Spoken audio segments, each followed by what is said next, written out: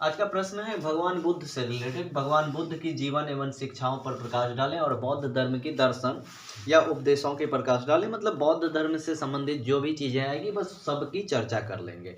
और आप लोगों के लिए एक खास बात यह है कि आज के क्लास में मैं बुद्ध को चर्चा कर रहा हूँ और उसके बाद महावीर का चर्चा करूँगा। बुद्ध और महावीर से एक क्वेश्चन फिक्स है। इससे आगे जाने से पहले मैं आपके एग्जाम पैटर्न को समझा देता हूं, क्योंकि आप लोग थोड़ा बहुत कंफ्यूजन में होंगे, हमको पता है। देखिए, आप लोगों को टोटल क्वेश्चन पूछे जाएंगे 10 और प्रत्येक क्वेश्चन होंगे 20 मार्क्स का। इसमें से बनाना है आपको कितने क्वेश्चन? 10 में से 5 ही बनानी है, तो हो गया 100 मार्क्स।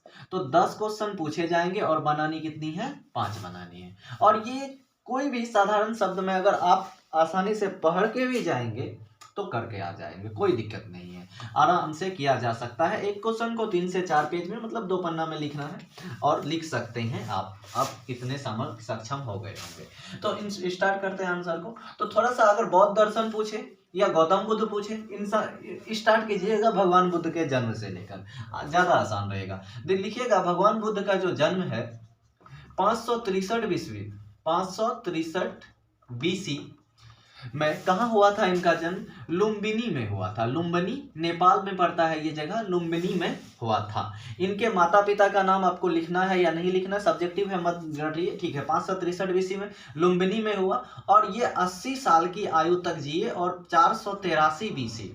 483 BC में इनकी मृत्यु देवरिया उत्तर प्रदेश कुशीनगर में हो गई। ठीक, इनकी मृत्यु कहाँ हो गई?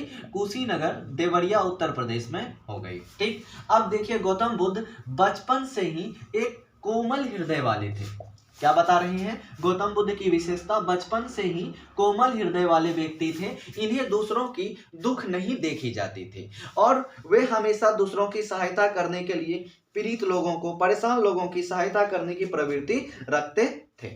ठीक, और हमेशा बचपन से ही इसके हृदय में आत्मा क्या है, सत्य क्या है, जीवन मृत्यु क्या होती है, इन सारी बातों को लेकर अलग अलग जिज्ञासा चलते रहती थी। तो ये गौतम बुद्ध के बारे में, तो ये सारी जिज्ञासा इनके अंदर चलती रहती थी। तो जब ये 29 वर्ष की आयु के हुए, इसकी शादी हो चुकी थी। इसकी पत्नी का नाम, बुद्ध की पत्नी का नाम यशोधरा है।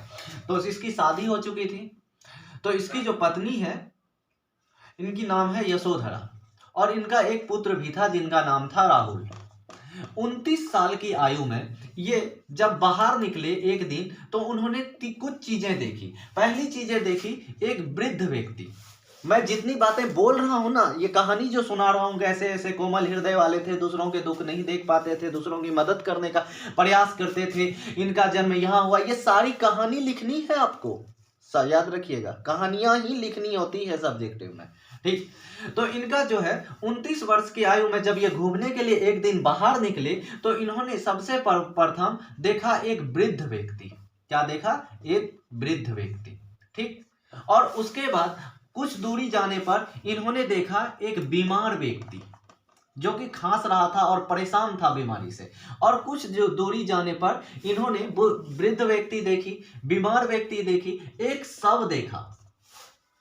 और उसके बाद कुछ दूरी जाने पर एक साधु देखा, और जो पूरा मस्त चाल में चल रहा था, ऐसा लग रहा था जिसे किसी प्रकार की कोई गम ही नहीं है, कोई चिंता ही नहीं है। तो ये सारी दृश्यों ने इसके हृदय को काफी ज्यादा प्रवर्तित किया और अंत में आधी रात को ये गृह त्याग करके निकल गए। और लगातार 6 वर्ष की तपस्या के बाद, क्या बोल रहे हैं, 6 वर्ष की तपस्या के बाद बोध गया, जो इसी के नाम पर गया जी का वो स्थान क्या पड़ गया, बोध गया में इसे पीपल वृक्ष के नीचे, जिसको अब बोधि वृक्ष कहते हैं, पीपल वृक्ष के नीचे इसको ज्ञान की प्राप्ति हुई। पीपल वृक्ष के नीचे इसे क्या हुई? ज्ञान की प्राप्ति होती है। यहां तक बातें लिखेंगे। अब ज्ञान की प्राप्ति होने के बाद अब ये जो सिद्धार्थ था, सिद्धार्थ से बुद्ध हो गए। इसका बचपन का नाम सिद्धार्थ था। अब ये सिद्धार्थ से क्या हो गए? बुद्ध हो गए।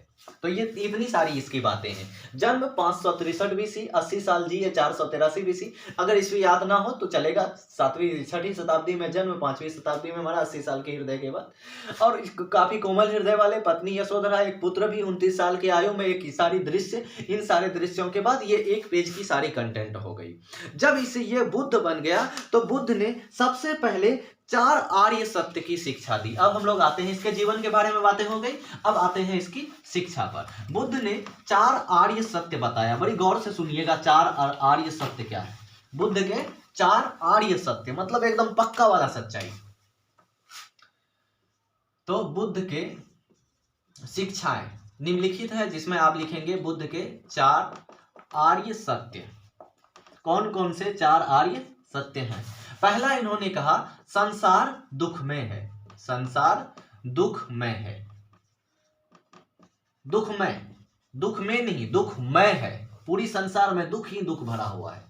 और दूसरा सत्य इन्होंने कहा कि दुख का कारण तृष्णा है। दुख का कारण तृष्णा। तृष्णा का मतलब इच्छा, ईर्ष्या, क्रोध, ये सब शब्द को अकेले तृष्णा शब्द समाहित कर लेता है। तृष्णा का क्या अर्थ है? इच्छा, ईर्ष्या, जलन, ये सारी काम क्या है? सबको एक साथ तृष्णा। दुख का कारण क्या है? तृष्णा है। अब देखिए, दुख का विरोध किया जा सकता है, यानी दुख को समाप्त किया जा सकता है, दुख का विरोध किया जा सकता है, ये तीसरा सत्य। और चौथा सत्य, दुख निरोध के कुछ मार्ग भी हैं। दुख निरोध के मार्ग, ये चार सत्य इन्होंने, चार आर्य सत्य बताए। बुद्ध की शिक्षाओं में चार आर्य सत्य हैं। संसार दुखमय है। अगर इसको शॉर्ट में लिखना है, दुख, दुख के कारण दुख के विरोध हो सकते हैं, दुख के विरोध के कुछ मार्ग हैं। ठीक, ये भगवान, इसको थोड़ा व्याख्या कर देना है। भगवान बुद्ध के अनुसार ये संपूर्ण संसार दुखों से भरा हुआ है। संपूर्ण व्यक्ति के जीवन में दुख ही दुख होता है। अगला, इसके अनुसार मनुष्य अपने दुखों का कारण स्वयं है। दुख के मनुष्य के यानी हृदय के अंदर तृष्णा, ईर्ष्या, भेदभाव, जलन इत्यादि जो है, इसके कारण से वे दुखी रहता है। अब दुख का विरोध किया जा सकता है, और दुख के विरोध के लिए क्या बोल रहे हैं? दुख के विरोध के लिए भगवान बुद्ध ने 8 प्रकार के रास्ते बताए, जिसको इन्होंने अष्टांगिक मार्ग कहा। क्या कहा? अष्टांगिक मार्ग। तो अब दूसरा शिक्षा इनका बुद्ध के अष्टांगिक मार्ग। अब घबराइएगा नहीं कि याद नहीं रहा तो कैसे होगा, ये चारों तो याद रह जाएगा। संसार दुख में, दुख का कारण तृष्णा है, ईर्ष्या है, जलन है। दुख का खत्म किया जा सकता है, विरोध किया जा सकता है। दुख के विरोध के 8 मार्ग हैं, अष्टांगिक मार्ग हैं। अब ये 8 मार्ग क्या क्या है, अगर आपको याद ना रहे तो कोई बात नहीं, लेकिन देखिए होता क्या है। सबसे अच्छा इसका याद करने का तरीका पहले मैं लिख देता हूं। पहला है सम्यक दृष्टि। सम्यक का मतलब होता है सही, सच्चा, सम्यक दृष्टि। दूसरा है सम्यक संकल्प, सम्यक संकल्प। तीसरा है आपका सम्यक दृष्टि, सम्यक संकल्प। तीसरा है सम्यक कर्म, सही कर्म करना है आपको। उसके बाद सही कर्म करने के लिए आपको सही आजीविका अपनानी पड़ेगी, चोरी डकैती का आजीविका नहीं। सम्यक आजीव या आजीविका भी पूरा लिख सकते हैं, काम काज जो भी करते हैं। सम्यक आजीव, जब आप सही काम करेंगे तो आपको सुबह शाम स्वस्थ रहने के लिए, क्योंकि दुख का एक कारण बीमार भी देखा था उन्होंने, तो सम्यक व्यायाम की आवश्यकता होगी आपको। किस चीज की? व्यायाम की। और जब आपका व्यायाम भी करेंगे तो आपको सही स्मृति भी चाहिए, याददाश्त आपका सही होनी चाहिए, सही चीजें सही टाइम पे होना, सम्यक स्मृति। और सबसे लास्ट वाला जो इन्होंने, क्या 2 4 6 7 ही हुआ, क्या छूट गया? सम्यक दृष्टि, सम्यक संकल्प, सम्यक वचन है, संकल्प के बाद सही बोलना है, तीसरा नंबर। आगे पीछे हो सकता है, आप घबराइएगा नहीं। सम्यक संकल्प, और अंतिम है सम्यक समाधि। अंत में सबको तो समाधि लेना ही है। तो ये 8 गो क्या है, मार्ग है दुख को खत्म करने का। सही देखिए, सही संकल्प लीजिए, सही वचन कीजिए, सम्यक बोल सकते हैं इसको वचन, और सही कर्म कीजिए, और सही आजीविका चुनिए, और व्यायाम करते रहिए, स्मृति ठीक रखिए, और अंत में आपकी समाधि। ये क्या है? ध्यान समझिए, योग समझिए। ये आपके दुख के निरोध के अष्टांगिक मार्ग इन्होंने बताया। देखिए, भगवान बुद्ध की जो उद्देश्य था वो था बहुजन हिताय बहुजन सुखाय, मतलब सबके हित के लिए था, सबके सुख के लिए था। और देखिए, ऐसी मान्यता है कि एक और सिद्धांत यहाँ पर है कि भगवान बुद्ध या महावीर जिस समय में लगभग एक साथ हैं दोनों, इन हुआ उस समय भारत में भक्ति आंदोलन चल रही थी या धर्म सुधार आंदोलन चल रहा था। धर्म सुधार आंदोलन किसके विरोध में चल रहा था? तो भारत में जो ब्राह्मण धर्म थे, या बोल सकते हैं जो सनातन धर्म थे, इसमें ढेर सारे कर्म कांड आ गए थे। क्या आ गए थे?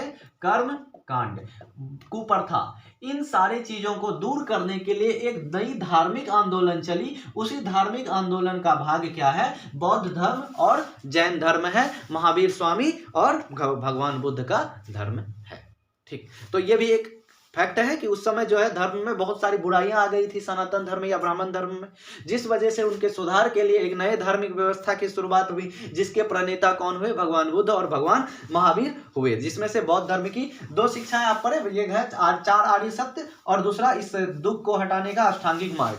अन्य अगर शिक्षा देखें भगवान बुद्ध का, तो अन्य शिक्षा देखिए इन्होंने 10 सील, क्या बोल रहे हैं तीसरा पॉइंट में? 10 सील। ये 10 सील क्या है? सच बोलना, चोरी नहीं करना, हिंसा नहीं करना, ब्रह्मचर्य का पालन करना, ये सारे 10 सील हैं। इन्होंने ये 10 सील दिए। और चौथा अगर बात करें तो चौथा बौद्ध धर्म का शिक्षा है नैतिक आचरण, अच्छे कार्य करनी। फिर अब देखिए ये ईश्वरवाद है, ये बहुत इंपॉर्टेंट पॉइंट है।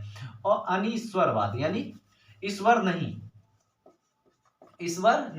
तो भगवान बुद्ध या बौद्ध धर्म के लोग ईश्वर पर विश्वास नहीं करते हैं, ईश्वर में इस आस्था नहीं रखते हैं। अगला पॉइंट इन्होंने क्या कहा कि भगवान बुद्ध या बौद्ध धर्म के लोग ईश्वर पर आस्था नहीं रखते हैं। इनके अनुसार ईश्वर जैसी कोई चीज नहीं होती है। यह सृष्टि का निर्माण एक नियम के तहत हुआ है और उसी नियम के तहत संचालन होता है, ऐसा बौद्ध धर्म का मानना। पहला बौद्ध धर्म के 4 आर्य सत्य, दूसरा अष्टांगिक मार्ग, 10 सील, सही सील, और उसके बाद सही व्यवहार बोल सकते हैं, नैतिक आचरण। फिर हम बोले ईश्वरवाद नहीं, अनिश्वरवाद। अगला अगर पॉइंट की बात करें तो अनात्मावाद, मतलब बौद्ध धर्म आत्मा में विश्वास नहीं करते हैं।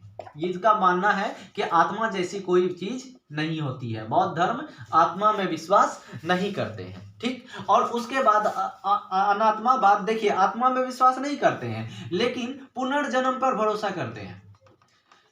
बौद्ध धर्म की मान्यता है, भगवान बुद्ध की शिक्षाओं में से एक शिक्षा यह है कि मनुष्य को उसके कर्म के अनुसार पुनः जन्म मृत्यु के चक्र में पड़ना पड़ता है। इसीलिए मनुष्य को हमेशा मोक्ष की प्राप्ति के लिए कार्य करता रहना चाहिए और सही कर्म करते रहना चाहिए। तो पुनर्जन्म की पर भरोसा करते हैं, आत्मा पर भरोसा नहीं करते हैं लेकिन पुनर्जन्म पर भरोसा करते हैं। अगली शिक्षा की अगर बात करें तो इन्होंने मध्यम मार्ग, ये बौद्ध धर्म का सबसे बड़ा शिक्षा है, मध्यम मार्ग। तो इन्होंने कहा पूरी तरह से साधु नहीं हो जाना है, संन्यास नहीं हो ले लेना है, दुनिया को त्याग नहीं देना है और दुनिया पर रम भी नहीं जाना है। मतलब ऐसा नहीं कि दुनिया के चोरी डकैती लूट मार में शामिल भी नहीं होना है, बिल्कुल बीच का रास्ता अपनाना है, सही जीवन जीना है। तो मध्यम मार्ग की शिक्षा बौद्ध धर्म का सबसे बड़ी शिक्षा में से माना जाता है। अगला अगर बात करें तो ये ढेर सारी शिक्षाएं हैं, अब आप एक बार पढ़ लीजिएगा, आपको पूरी तरह से समझ में आ जाएगी। जब आगे की हम लोग बढ़ते हैं तो आगे हम लोगों का जैन धर्म के बारे में जान सकते हैं। ठीक, देखिए आप लोगों के लिए एक विशेष सूचना ये है कि 4-5 दिन टाइम है आपके एग्जाम में। ठीक, और ये छोटी छोटी सी 70-90 पेज 85 पेज की तुसा बुक है और आप सभी अपने जमाने के पहाड़ तोड़े हुए सब योद्धा है। जिसको भी मैं पढ़ा रहा हूँ इस YouTube या वीडियो के माध्यम से, आप में से कौन है जिन्होंने अपनी लाइफ में एक आध बार बड़ी बड़ी कांड नहीं किए हो, बड़े बड़े पहाड़ नहीं तोड़े हो? तो अपने सामर्थ्य को पहचानिए और एक बार आर पार पढ़ जाइए पूरे का पूरे बुक को।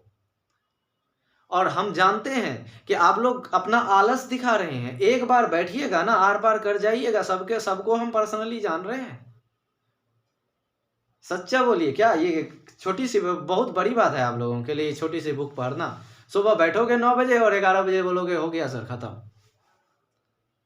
ठीक, और मैंने जो ये 4-5 क्लास ली, 8-10 क्वेश्चंस बताए, बस आपको ये समझाना था कि ये जो आप लोग साइंस छोड़ के आर्ट्स में आए हैं, लिखना कैसे है। क्योंकि आप लोग फैक्ट्स लिखते थे लेकिन आर्ट्स में कहानियां लिखनी है, उसी डर को भगाना था कि कहानियां लिखा जाना है आर्ट्स में। जो आपके मन में चल रही है वो सारी बातें लिखते चलिए एक तरफ से।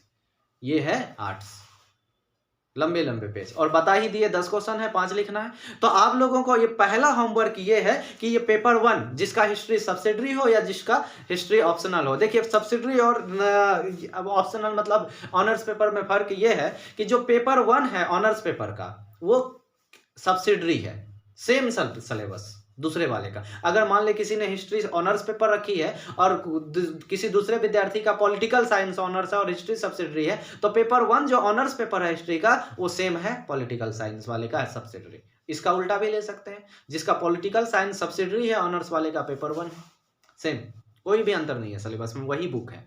ठीक, तो इसीलिए आप लोगों को ये कहा जा रहा है कि 2 दिन के अंदर संपूर्ण सिलेबस को एक बार पढ़ जाइए और उसके बाद जिन प्रश्नों में दिक्कत हो रही है उन प्रश्नों को व्हाट्सएप के माध्यम से हमसे पूछ लीजिए।